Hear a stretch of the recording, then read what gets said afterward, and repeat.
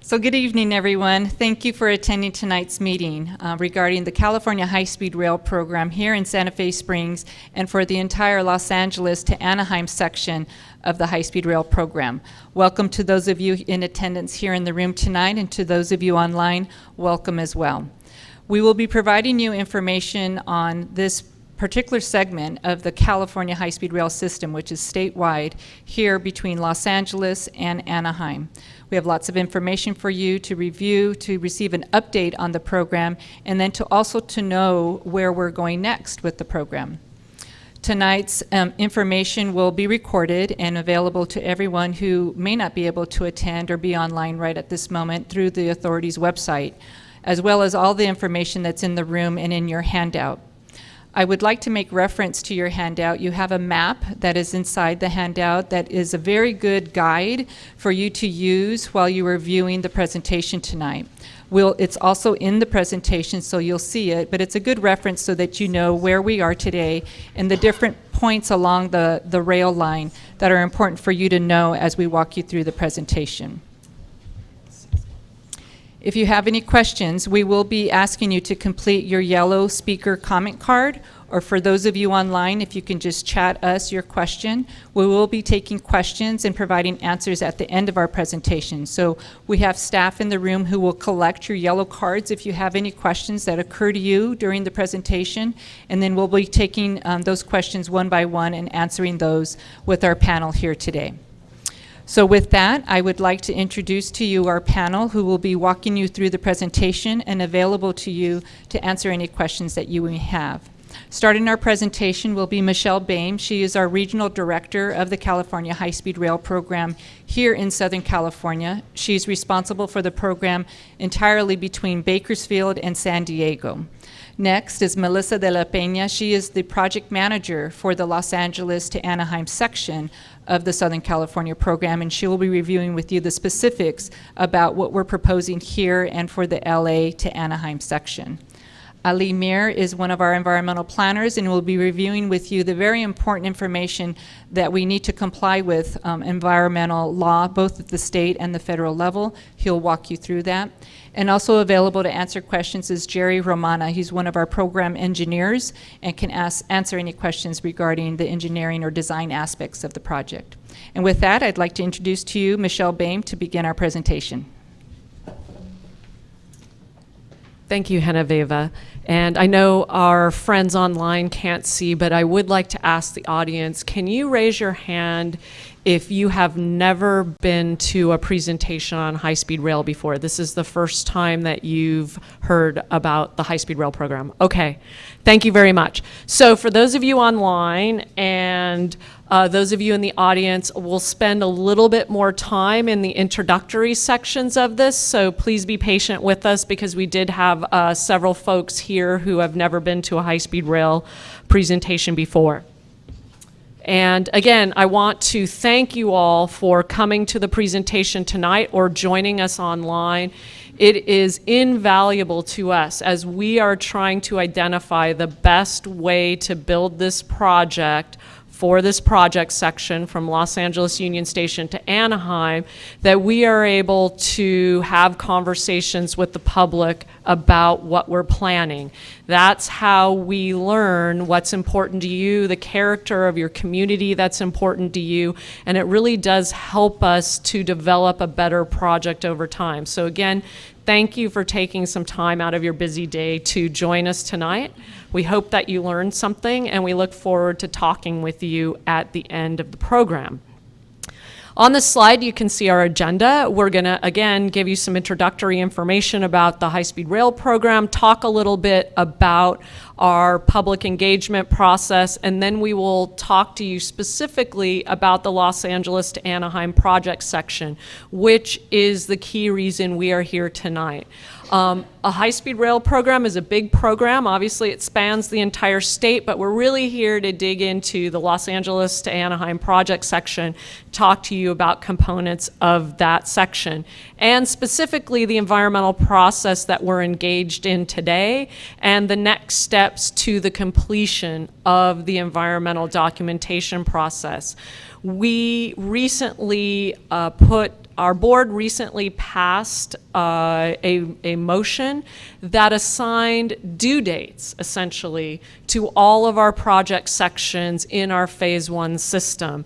Dates at which we are aiming to complete the environmental process, because it is very important for us to get to the end of that process so we have identified the route that we plan to take the high-speed rail project through, and we can then begin to really focus in on that route and value engineer it and get better and better specificity about what we are planning. So the program, the high-speed rail program, in a nutshell, is an 800-mile all-electric train that will serve the state of California. We are planning it in 2 phases. Phase 1 is what you see here on the map in navy blue. That's the 500-mile connection between the San Francisco area and Anaheim. That's what we're here today to talk to you about a piece of, right? Los Angeles to Anaheim is the very end piece of that 500-mile Phase 1 system, really important piece of it. Then you can see on this map the 2 Phase 2 extensions, one in the north going to Sacramento and one in the south going through the Inland Empire and down to San Diego. And if you look closely, you can see little white dots. Those are the proposed stations for the high-speed rail system across the state. High-speed rail system is an express service, so our stations are spaced further apart than what you might be familiar with, because the idea of this system is really for people to be able to get on a train and travel from one side of a city to the other, or one side of a county to the other, or from county to county, or region to region very fast and very efficiently. And so our system isn't meant to replace anything you have operating today. You have a commuter service, Metrolink, that's important, and we are planning to keep that service operational and thinking of ways we can make it better. We have a semi-express service, the Surfliner, Amtrak service, very important service. We are planning to make it better with some of the things that we are doing, and then high-speed rail comes in and we are an overlay express service to move people longer distance very quickly.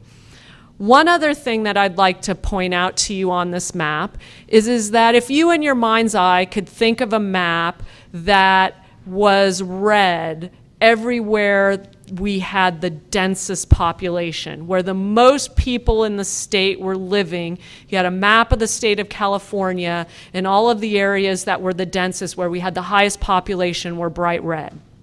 If you put this map on top of that map in your mind's eye, it perfectly matches it.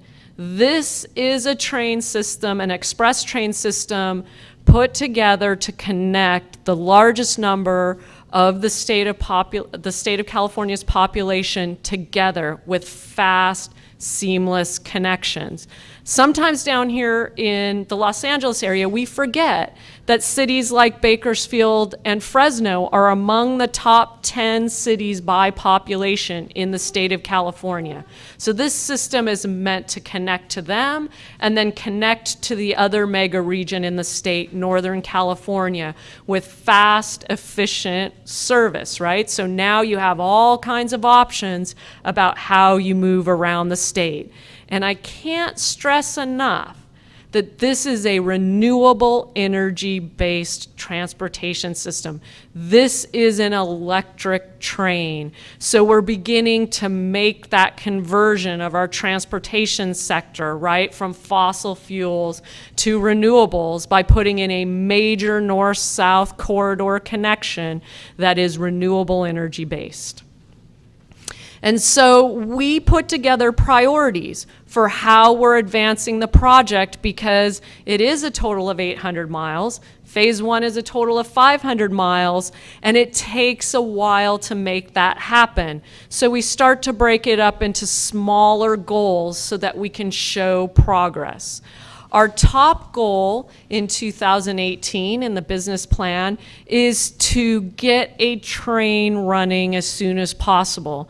Many people in the state who haven't had the benefit of being able to travel to Europe and see an actual electric high-speed train in operation can't imagine what this is like, because it isn't like Metrolink. It isn't like the Surfliner. This is a train that is capable of traveling at speeds over 200 miles per hour.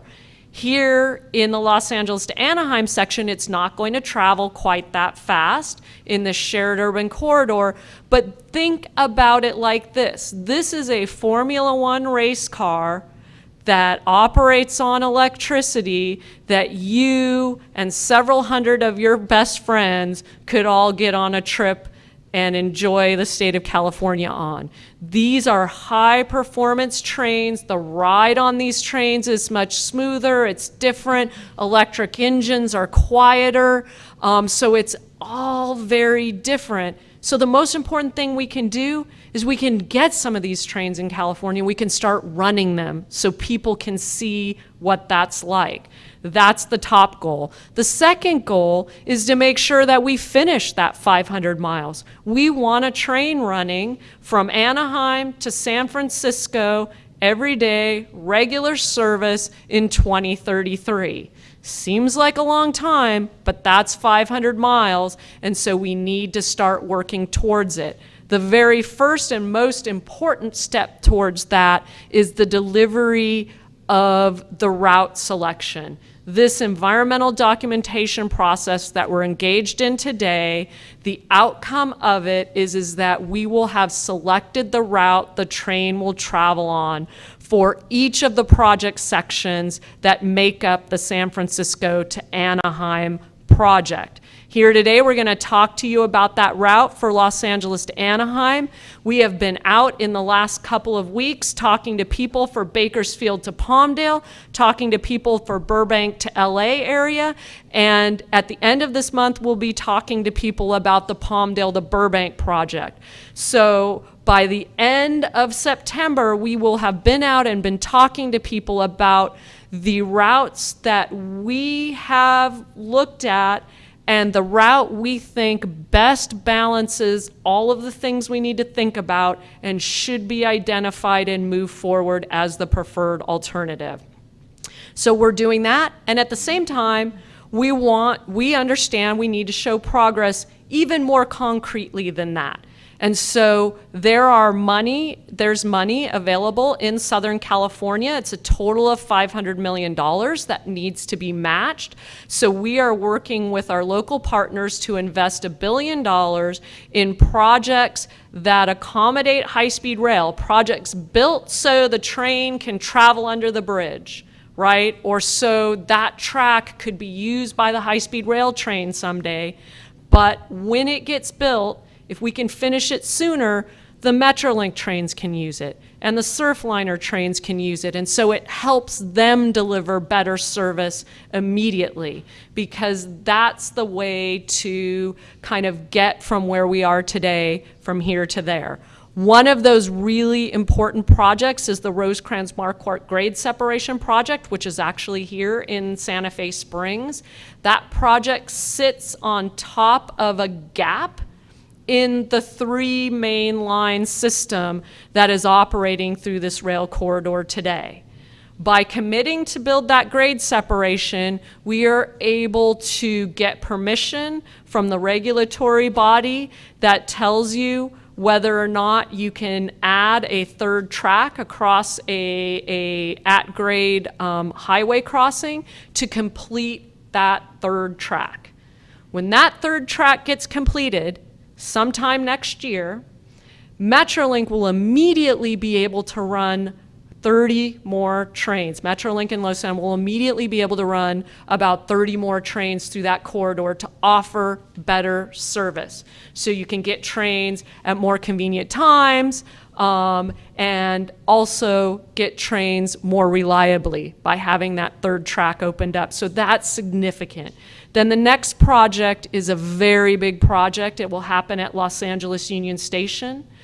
that train yard today, that station, those station tracks that accommodate Metrolink and Amtrak and the Surfliner service will be improved so that high-speed trains can pull into that yard as well and use it in the future. And when we improve it, we will also be taking those tracks across the 101. Right now, those tracks all dead end at the 101, so all the trains traveling south from this area up to Union Station have to pass Union Station entirely and come in a northern entrance. We are planning to put in a run-through track so that all the trains using Union Station, if they're coming from the south, they can pull directly in and continue on to the north. And if they're coming from the north, they can pull directly in and continue on to the south. That is a huge benefit for the reliability of our existing Metrolink and Amtrak services.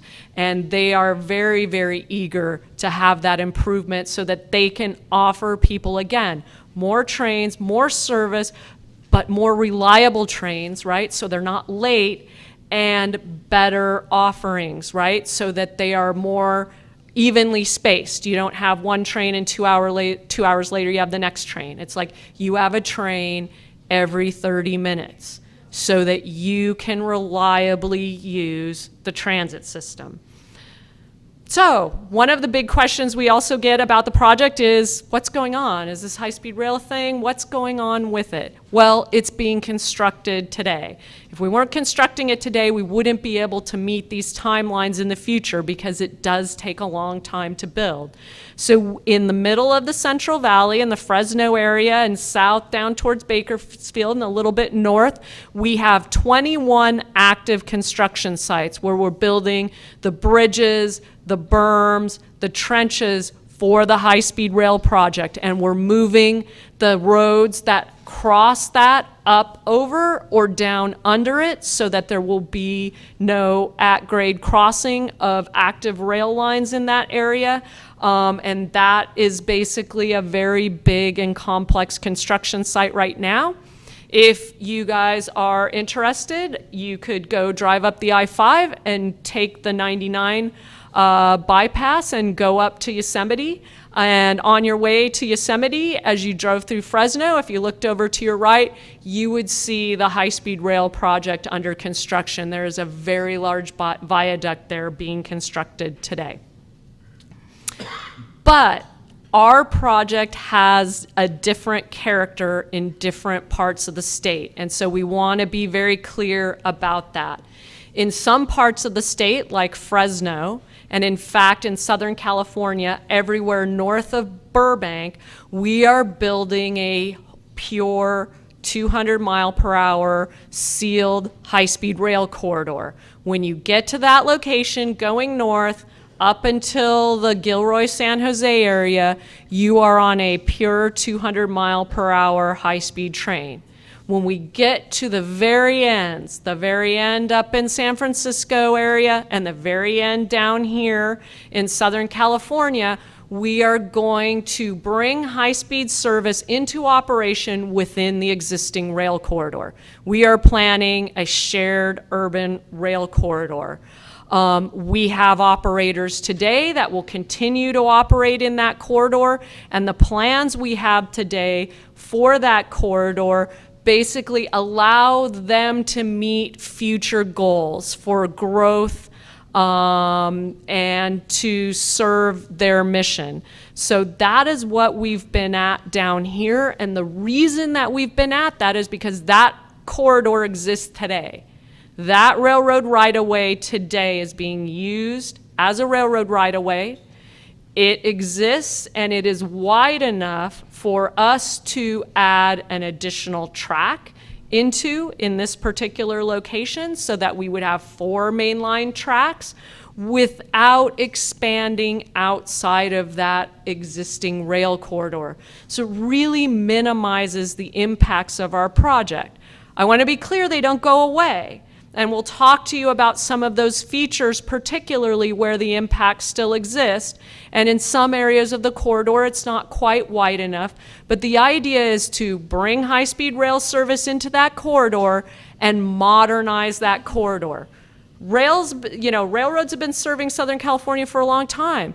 A lot of those features in those corridors are old. So the idea is to come into that corridor, construct it so high-speed rail can use it, 2 electrified tracks, 2 non-electrified tracks in this area, upgrade the signal system to modern standards, create other features of the system that I'll talk to you about in a minute in order to make it a better neighbor than it is today. But again, there are some features like grade separations around which there are impacts outside of the corridor, and we'll talk to you more specifically about that in a minute. But I want to show you and talk to you about this map. This is sort of the map of where trains travel in the Southern California area right now.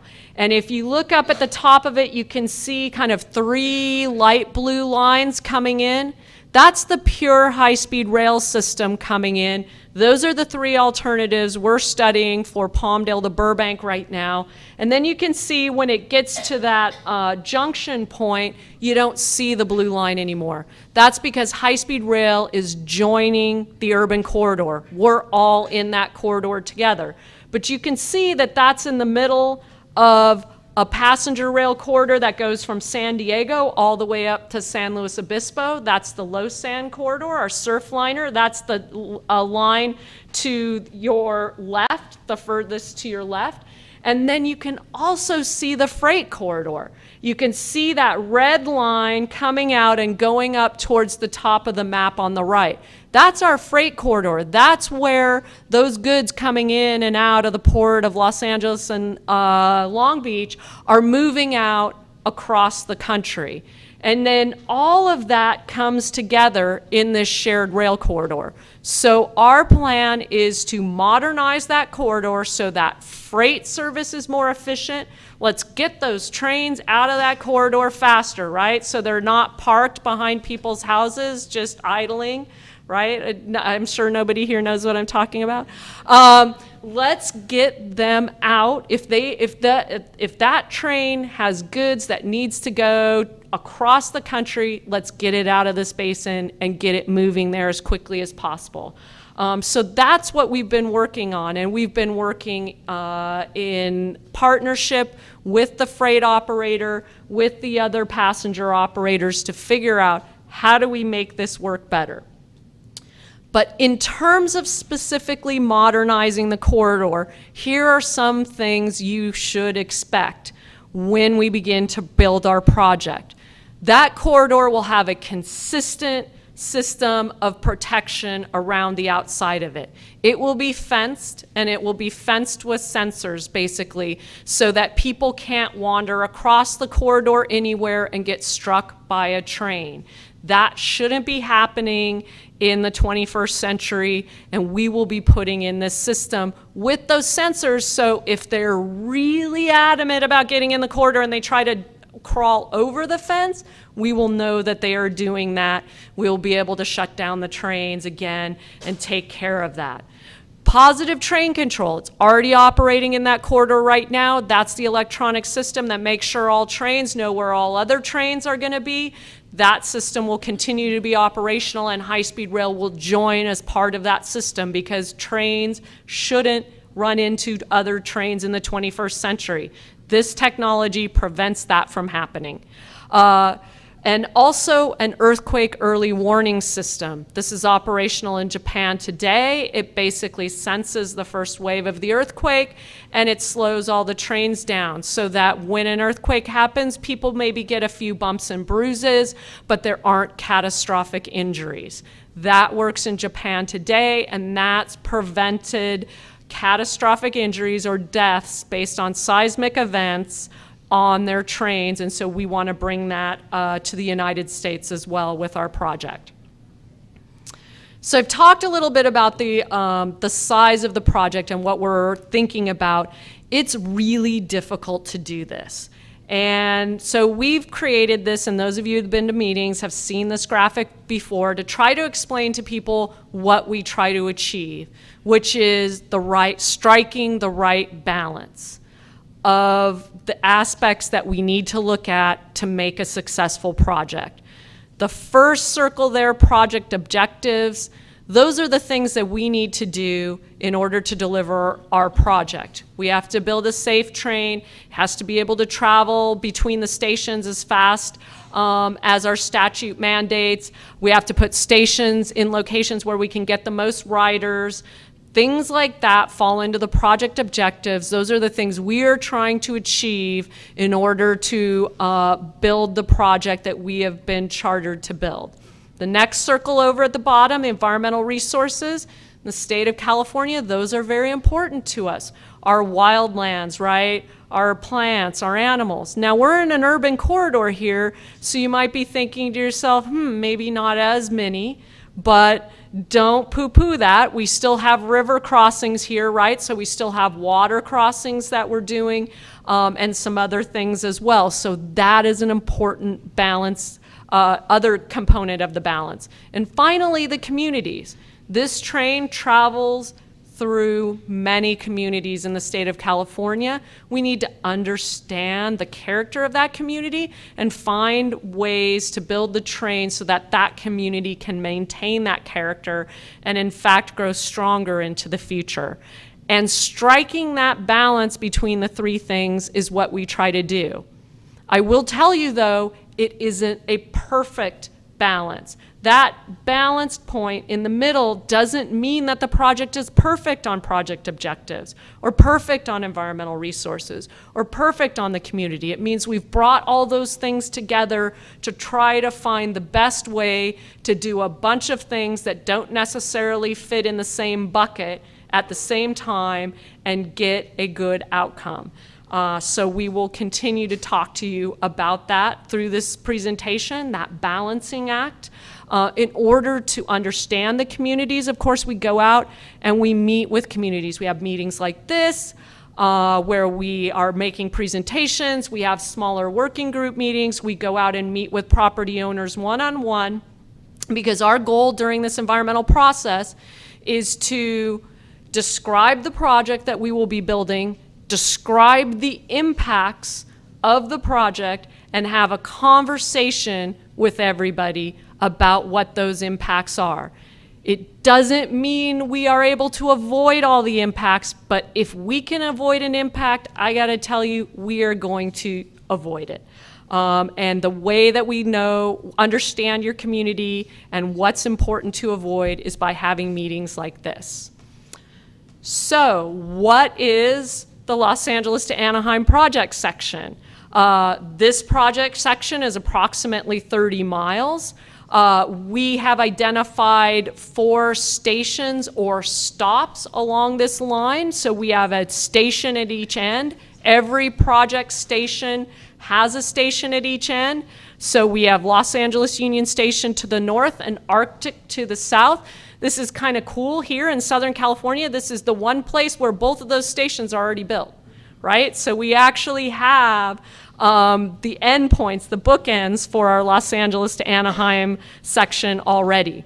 We are also planning a stop at the Norwalk Santa Fe Springs area. That is and very important for everybody in this room. This is one of the areas where there are impacts outside of the existing rail corridor, so Melissa will walk you through what those are, but it includes rebuilding a station facility that accommodates Metrolink, building that so high-speed trains can stop there, and building it in such a way that it could accommodate a future extension of the Green Line from LAX if that does indeed move forward. We don't know, but we have to be future thinking when we're doing this project. We can't preclude anything so that our kids come up to us one day and say, hey Mom, why didn't you think of that, right? We try to think of all of those things that we can think about. And then of course we would also have a stop, be reconfiguring the Fullerton station so that the high-speed trains could stop there as well. Because that is a very important connection point to the Inland Empire. And again, here's just a map that kind of shows you those locations where we would either have a full-blown station or a stop. And moving on, I will turn it over to Melissa to walk you through, and listen carefully because she's going to walk you through these details and let you know those locations where those impacts are so that you're fully informed. All right, so we're going to start from the north end of the alignment and work our way south. So as Michelle pointed out, at the very north end, we're connecting to the LA Union Station location. We're coordinating on the Link Union Station project with Metro to be able to take advantage of those run-through tracks. And you can see that the alignment coming out of the station is a blue line.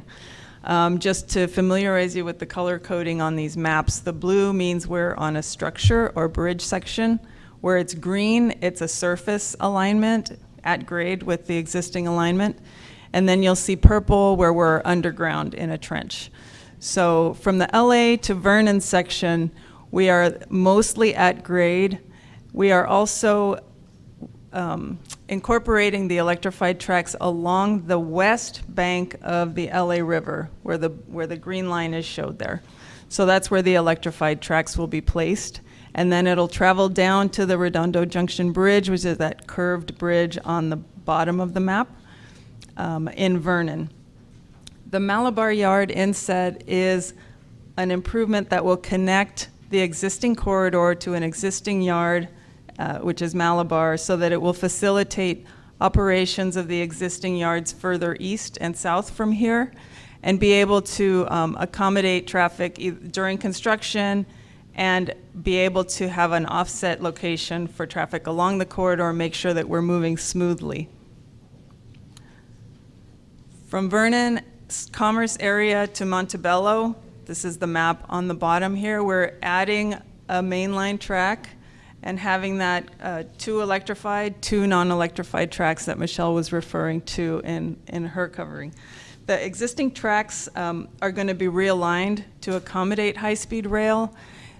The corridor is, for the majority of the alignment, wide enough to accommodate the track, but as mentioned, there are locations, for example, here near the Hobart Yard, where we have to swing the main line to the south, and areas where there are proposed grade separations where the impacts do go outside of the existing corridor.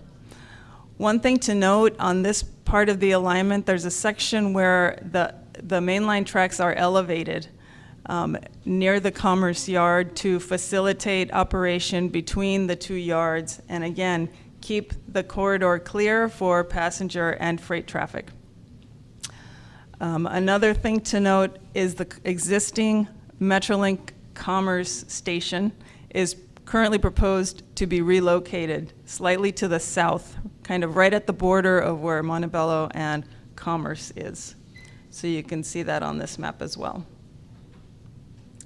I guess I'll point out that in this area, the electrified tracks are toward the west of the alignment, and they'll shift to the east in this section here from Montebello to Fullerton. So the tracks are on an elevated viaduct, and they will pass over to the east side of the alignment. So you can see at that curved location, that's where the Norwalk Santa Fe Spring Station is proposed. So it's in a similar location, but slightly to the east. And we have flattened the curve out there to accommodate better geometry for the passenger trains. The alignment is mostly within the existing corridor, except for in that location where the Norwalk Santa Fe Spring Station is proposed to be relocated. Also in Buena Park, to the south of here, there is an existing Metrolink station that will also be relocated. This one is proposed to be moved northerly along the corridor where the yellow dot is on the bottom right map. Following further south from Fullerton to Anaheim, the Fullerton station is a proposed stop for the high-speed rail. That station will be reconfigured in the location that it is today to accommodate high-speed rail. Also, there are going to be some improvements to the Fullerton Junction that will facilitate operation and reduce the amount of conflicts that there currently are between the freight and the passenger rail so that we can have more reliable service for passengers along the corridor. And then south of here, we actually have 2 electrified tracks. We aren't having the 4 tracks as we do further north. So we're electrifying, in essence, the 2 tracks that exist there today between Fullerton and the ARTIC station on the south, which, as Michelle mentioned, is the first existing high-speed rail station and the terminus for the whole Phase 1 system. Grade separations, to point these out, this is a very heavily traveled rail corridor, so the majority of the grade crossings are already separated. So there are some that are going to be new. There's 11 new grade separations that are proposed. Just to explain what's happening here is there's rail and road crossing at the same elevation, and we're going to separate that to eliminate that conflict, eliminate the need to stop, wait for the gates, wait for the train. There will be able to be free flow traffic at those locations. So there's 15 roads that currently cross the corridor at grade. Michelle mentioned Rosecrans Marquardt. That one is already underway. And then there are 23 proposed to be modified. Now this could simply be electrifying the existing bridge or crossing. It could be widening the bridge that exists today, potentially lowering of streets underneath the corridor, or using the existing bridge as it is today. So there are many different types of modifications that fall under that umbrella. 2 in the more southerly section of the alignment are proposed to remain at grade, which would mean that they would have additional safety measures incorporated. And then there are some that are proposed to be cul-de-saced.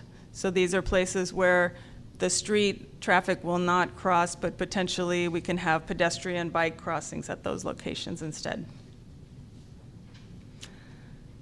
So aside from the tracks, there are other additional features associated with the high-speed rail that are required to have a full system. For example, the overhead lines, paralleling stations, which are located along the corridor, as well as switching stations, communication towers, usually at the station locations. There's maintenance facilities along this corridor. We're coordinating with the owners of those to make sure those are modernized, and also maintenance of way along this corridor. So all of this is accounted for in our environmental document. It's all part of what's being cleared, so we have a full operating system that is incorporated into the environmental document. And to cover that, I'm going to have Ali come up and talk about the environmental process.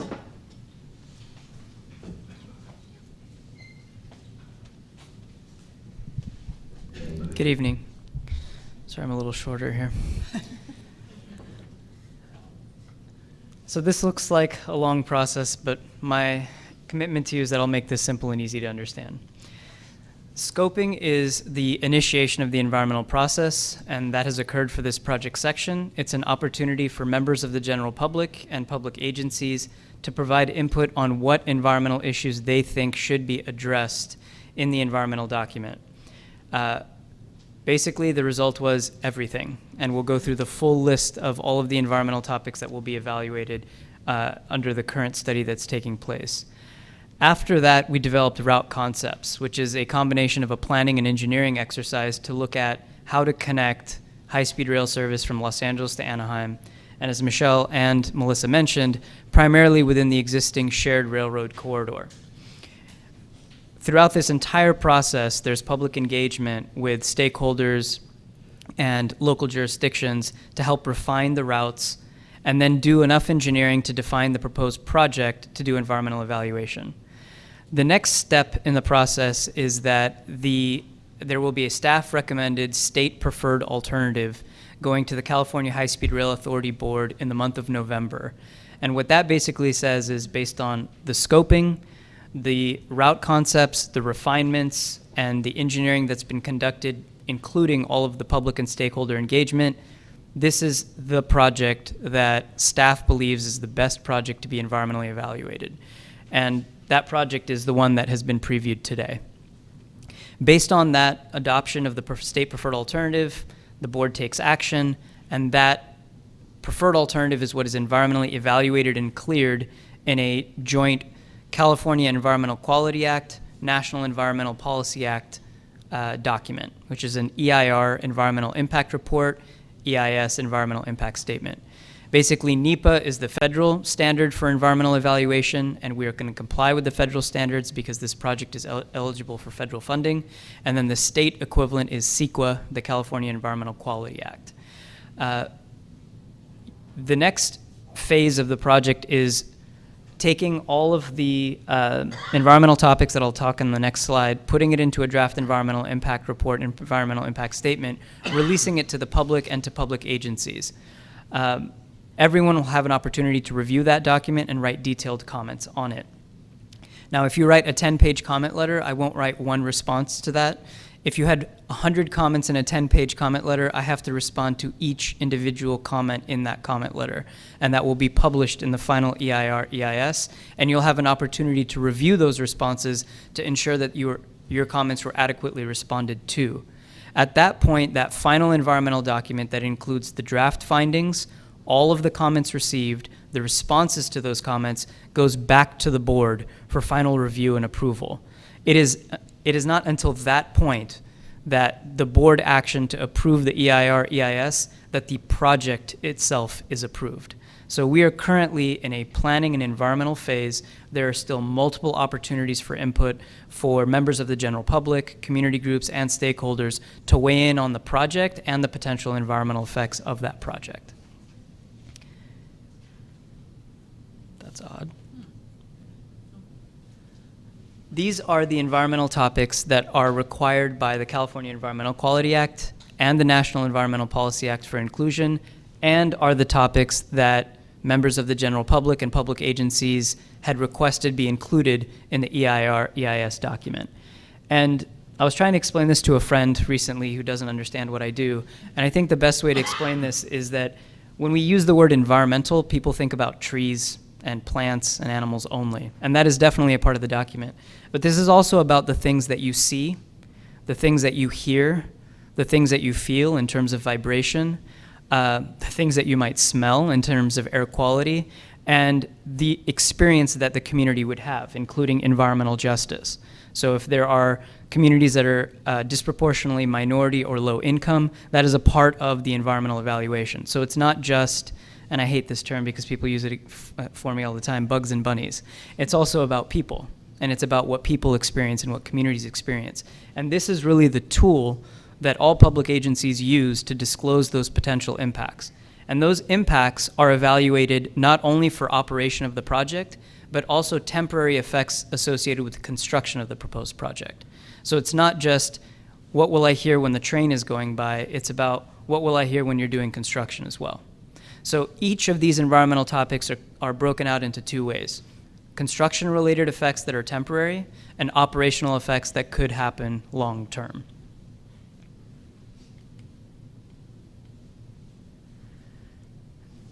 This is the approach that we take when we do environmental impact analysis. And it is a collaborative approach that includes the engineers, the architects, and the environmental planners. And Michelle mentioned it in her presentation as well. The intent is to design a project that avoids environmental effects from occurring in the first place. So looking at site-specific issues, understanding community concerns, understanding existing conditions out in the field, we try to design a project that in and of itself doesn't cause an environmental effect. Now, as Michelle mentioned, that's not always perfect, and sometimes we have to take it a step beyond that. So if we are unable to design a project that avoids the impact, what can we do to minimize the effect of that impact? Is it a project design feature? Is it some sort of tweak in the way that we operate the project? And the California High-Speed Rail Authority actually has a programmatic approach to minimizing effects, and they have a menu of what they call impact avoidance and minimization features. And these are features that are based on best practice and lesson learned throughout the state of California that are implemented as a part of the project themselves in order to minimize the potential environmental effects. And then the last resort is if we were unable to design the project to intrinsically avoid the environmental effect, if the IAMF's impact avoidance and minimization features didn't reduce the severity of that effect, let's find a mitigation measure that becomes a project requirement that then lessens the severity of that effect. And so for every environmental topic that was on the previous slide, and for each environmental issue that we evaluate, this is the approach that we take. We first work with the engineers to avoid the effect from taking place at all. In the event that that's not possible, we apply programmatic minimization features to reduce the severity of the effect. And in the event that those two approaches don't work, we try to introduce a mitigation measure to reduce the severity of the effect. Identifying the state's preferred alternative. So I sort of mentioned this previously. The authority's board of directors is scheduled to identify the state's preferred alternative in November, which is a couple of months away here. And that is the project that has been described in the slides previously, and that is on all the boards and screens that you see here today. The federal NEPA process, which is the federal environmental process, encourages that agencies identify a preferred alternative before the release of the draft environmental document. And that's exactly what we intend to do here. It'll give an opportunity for members of the general public through these open houses and at the board meeting to understand the project that we are environmentally evaluating. Staff recommends that the build alternative be identified as the state's preferred alternative. So it's been mentioned previously, and I'll try to hone in on this point. Instead of building a brand new railroad corridor outside of what the existing railroad corridor is, taking out 30 straight miles of property, what we've done is worked collaboratively with Metro, Metrolink, BNSF, and others to try to fit in high-speed rail into an existing active railroad corridor to avoid impacts outside of the railroad corridor to public and private lands. And so in this section from LA to Anaheim, we basically have that combined blended operation corridor and a no build. And the state's recommended preferred will be the alternative that's discussed here today. The no project alternative does not meet the purpose and need. However, it's required for inclusion in the environmental document by both state and federal requirements. As I mentioned, the state's preferred alternative is the one that we've described. It's approximately 30 miles from LA Union Station to ARTIC. It includes the two stations that already exist today on the bookends, LA Union Station and ARTIC, with proposed stops at Norwalk, Santa Fe Springs, and Fullerton. The track work is approximately 4 miles of elevated track, about a mile of below grade, which is a trench, and the vast majority of it is going to remain as it is today, just introducing 2 electrified tracks. We would share the corridor, as I mentioned, with Metrolink and Amtrak. The intention is to try to get the passenger rail service on the electrified tracks so that there's more efficiency not only for the freight but also for passenger rail service. And as some of the other features that Melissa mentioned, new grade separations, modified grade separations. And there are environmental benefits associated with the grade separations. So right now, if there's a train going by and it's not grade separated, you have to wait for the train to go by. And while you're waiting, your engine is on. And so you're generating emissions in your car while that train is generating emissions going by. If they are grade separated, there's no delay. You don't have to wait for the train doesn't have to wait for you, and fewer emissions are created in that localized area. So there's not only an operational benefit for you as you experience less delay, there's an air quality improvement, and there's also a safety improvement. There's less likelihood that a car could end up on the tracks if they're physically separated. With that, I'll give it back to Michelle. Thank you. I promise we're almost done. If I can just, there we go. So again, thank you for coming tonight. We are hosting several of these meetings. That was exciting. Several of these meetings over the next few days in order to have this same conversation up and down the Los Angeles to Anaheim section. So of course today it's Wednesday, we're in Santa Fe Springs. The next meeting on Los Angeles to Anaheim will be on Monday, September 17th in downtown LA. That is a joint meeting with our Burbank to Los Angeles section. So if you're interested in learning about what's going on north of this area as well, I'd encourage you to join us there. Then we will be going into Orange County on Thursday, September 20th, and Monday, September 24th. So again, please join us at these meetings. Please encourage your neighbors to go to these meetings. Also know that this webcast will be put up on the website so people can learn about the high-speed rail from the comfort of their own home as well. We really want people to understand fully what we're doing here and then what our next steps are. So again, we're here today to say that the state's preferred alternative for this section is the build alternative. It is the project that we described to you through this presentation. Our next step is to make a very similar presentation to our board of directors in November of this year. In that meeting will be held in the Southern California area, up in the San Fernando Valley, and present this same information to our board. Our board then responds to this information and provides us direction for moving forward to the completion of the draft environmental document and then ultimately through that process to the final environmental document. Our goal is, again, to go to our board, make a similar presentation. Those are public meetings, so there's another chance for the public to come and learn about the project, and there's a chance for the public to address our board directly. Tell us what you think about this project. You will address the board before we make our presentation. We will then make our presentation in the board meeting, and then our board will give us direction as to how to move forward. We would like to move at a fairly fast clip here, so we are looking at the release of the environmental document after that board meeting, but again, depending on the direction we receive from the board, there may be things that we need to do and incorporate into our document to make sure we've covered this entire project. We've identified all the impacts.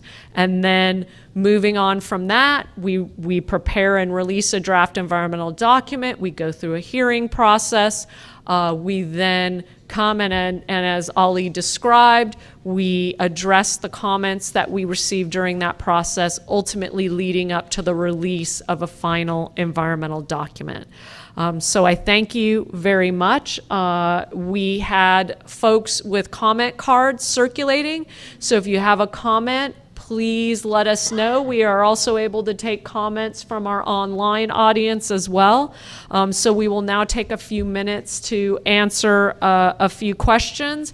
And I would just tell everybody who came to this meeting, you received something at the table, and inside of it, it has got a handout, basically, that has the picture of the route that we just talked about. There's a one page in the middle of that document that shows the Los Angeles to Anaheim Project Section. Keep that as a reference. That's important. It shows you the grade separation locations. It shows you the rail corridor we're traveling in. It shows you there are other rail corridors here that we are not traveling in. So we want to make sure that everybody's clear on the corridor that we're using in this Los Angeles to Anaheim section. Thank you. Excellent. Thank you, Michelle and panel members. Lots of information, but you can see how important this program is. Want to make sure you have everything and have an opportunity now to ask any questions. So if you have any questions that you would like the panel to address directly, please provide that to our staff and we'll bring them up. Also, I would like to mention, following any questions that you might have, the staff remains in the room and will continue answering your questions one-on-one, particularly at the maps and on the screen. So feel free to talk with us afterwards. Following our presentation, we will also be repeating the entire presentation in Spanish. So just know that we'll be doing that following this for those of the folks in the public who want to hear the presentation in Spanish. All right, do we have any questions? Take the first one here. All right, so this question is specific to Lakeland Road. Why is Lakeland Road not being grade separated? This will improve safety, reduce traffic, and increase train reliability and operations. This issue can be mitigated and not avoided by putting the blame on BNSF. So who would like to talk about that? I'll start. Are these on? Or? You can just pull it forward toward you. Okay, I won't wrestle with that. I'll start. So Lakeland is one of the grade crossings where our alignment is proposed to be on viaduct elevated. So we are actually separating the passenger traffic from the corridor at that location. It's true the freight track will remain at grade in our current proposal. This is currently what we're studying at the moment. And certainly something we can continue to discuss and coordinate with the operators and the corridor cities. Anything else? And if there's any further discussion that you would like to have afterwards, please feel free to talk to us directly. Do we have any other questions? Great. Okay. Bring them up when you can. Thank you. So this next question pertains to safety. What are the safety measures proposed to eliminate or mitigate transportation collisions? So we talked about the train car potential there and how we want to avoid those conflicts. Specifically, sensors to detect locations of other trains on the same transportation line. So, Michelle? Yes, so this entire corridor will operate with positive train control, and it's actually the positive train control is being brought online now, so it is beginning to operate with that. That is the system that is resident within each train, and there is a system basically that understands and knows where every train is operating at any given time.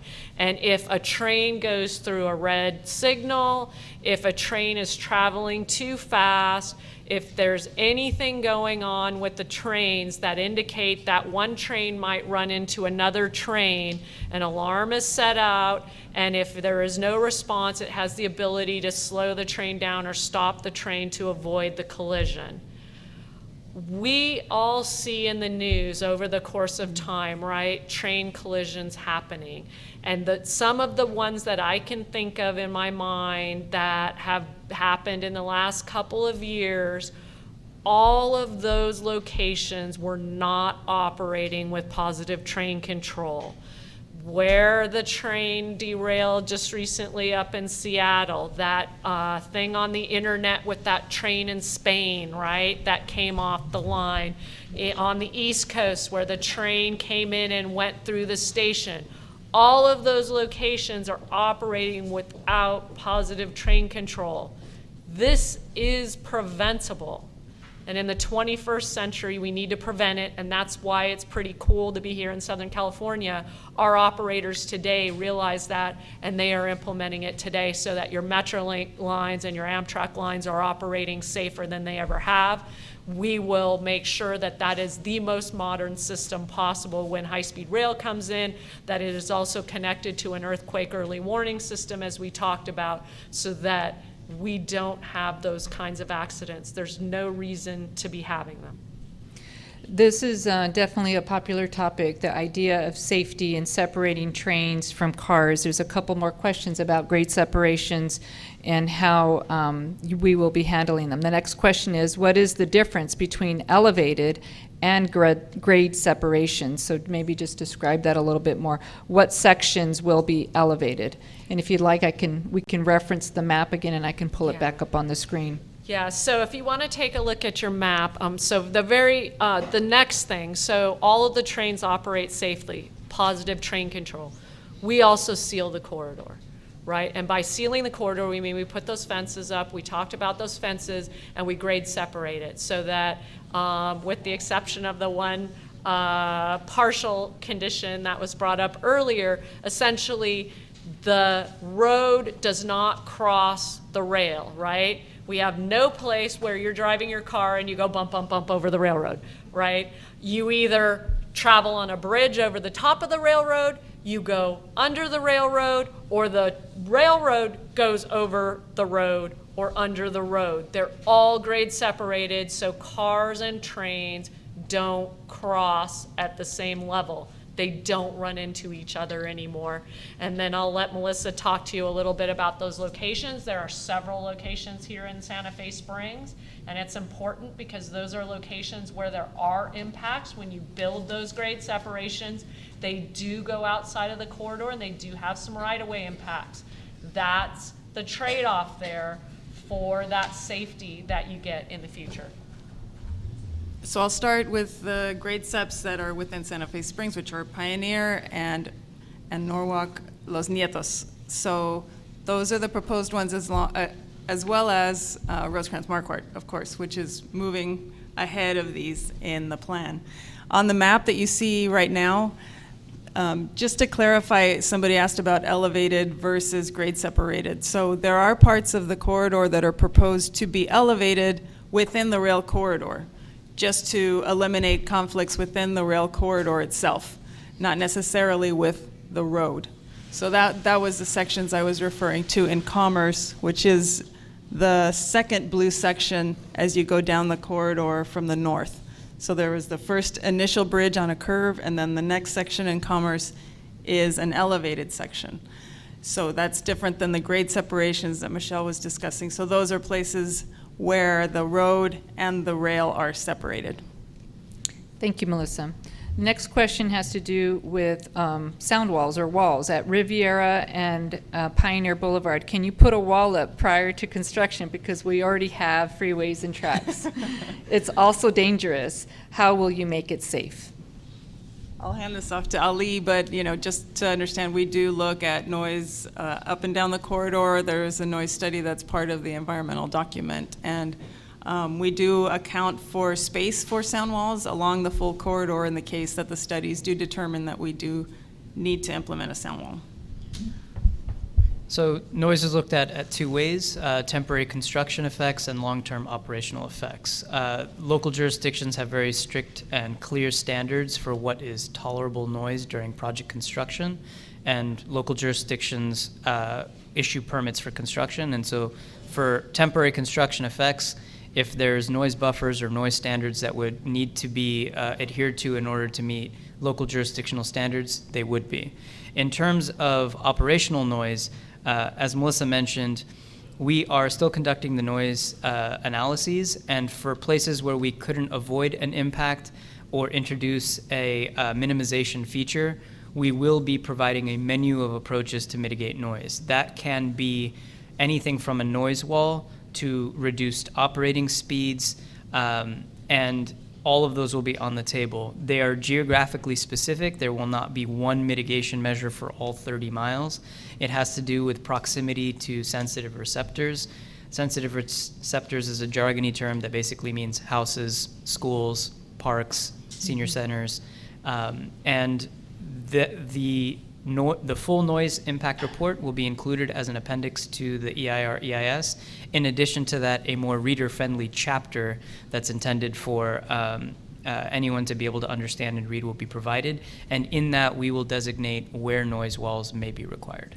And the individual's question pertained to safety as well. So obviously walls will help contain the corridor, and then they want a wall early. Is that even possible? So I mean, there's two different things. One is we talked about fencing and enclosing the corridor, and that's intended primarily for safety. In places where we need to do double duty, where we need to close off the corridor and mitigate potential noise impacts, a wall would be introduced in place of a fence. But so there's two separate issues. The fencing is intended for safety primarily, and then in instances where there's noise associated with operational conditions, a wall may be introduced. My earlier point was more related to the potential early conditions or construction conditions for noise buffers, which is working with local jurisdictions to understand their noise requirements during construction to see if some sort of buffer could be introduced on a temporary basis during construction. Excellent, thank you. The next question has to do with another project. The Caltrans BNSF Fullerton Junction project did not receive SB1 funding this year. Is this project important for high-speed rail, and can high-speed rail and OCTA perhaps help fund this project? So the Fullerton Junction project is actually part of our project to some degree. taking a look at sort of untangling the passenger rail and freight rail crossings at that location are important for the free flow of the passenger corridor and the freight.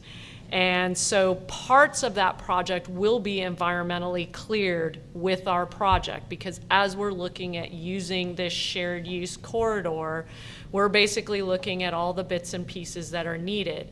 So we are environmentally clearing, making ready for construction a Fullerton Junction project, that first piece of the project.